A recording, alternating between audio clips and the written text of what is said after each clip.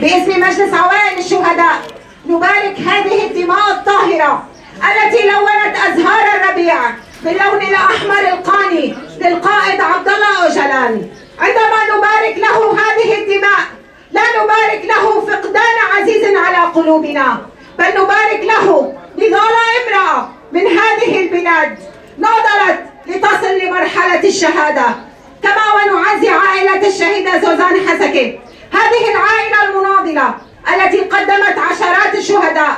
الشهيدة زوزان اختارت طريقها منذ عام 1990 بعمر 20 لتناضل على مدى 34 عاما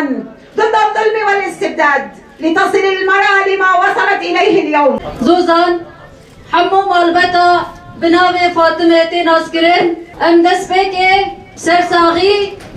وسوزا تولهلداني ددن واندبيجن مالبتا هجا سر وساق به شهيد نامرن. هبال زوزان وك هبالكي شورشگر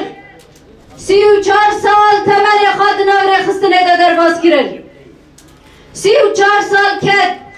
34 سال قهرمانتی، 34 سال پیشنگتی، 34 سال لبرانبری داگرکری شرکت. یک جه فرماندارن یپجه یکو ده حمله کوبانه درزور سرکانیه دا جه خواگر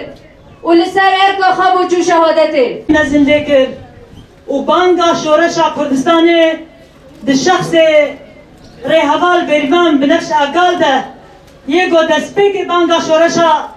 کردستانه شورشا گوش باکور کردستانه دست پیکر ده شخص ویده و ده شخص مالباتا می هجا و برومت ده ام دست پیکر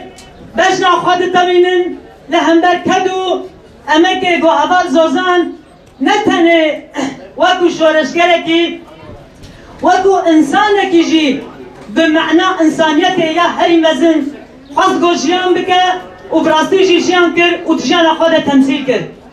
جی تسپیکا سال نوتا وک مگود گو چاوا شورش دواکر کردستانی ده دست بکر و بهناوی لحمو روجاوا خست بالخدجی را که سرنگا اول زوزان یک جوان هبالم گو دست بکه بوی بانگه باندور بو و لسر هوا سرهدان نسیبین و جزیره تلیبون خواه دا آوا کرن. بینا شهیدانه ناوی تفگری زوزان حسکه ناوو پاشناب منور فاطمه ناوی دایکه شمسا ناوی باب انتر جهودی رکاش دایک بونه 1907 حسکه دیروکا تبلی بونه 1909 جهودی رکاش شهادته دیدوی ماه چارا 2024 ام وکی یپگه شبدار شهید خونه و بشنا خلم بری واند طوینه و سوزا تکوشیناوان تا آوا کرنا سوریا کا دموکراتیک و کردستان کا آزاد پیک بینن یکی نیل پاراستنا جن فرمانداریا گشتی یا پیشه شهید نامرن شهید نامرن شهید نامرن انا باور نامه شهادت حوال زلال دیاری مال باده پیشه شهید نامرن شهید نامرن شهید نامرن رشا شهیدا شوپان عمل سر رشا دمن حوالا زازان به هزاران کس پرورد کار تمور به هزاران کس شاگرد تمور امسال نخود نخوینا بر بگیر حالا سرخبونا کردستانه امه بلن بگیر شهید نامره شهید نامره مزگین شهید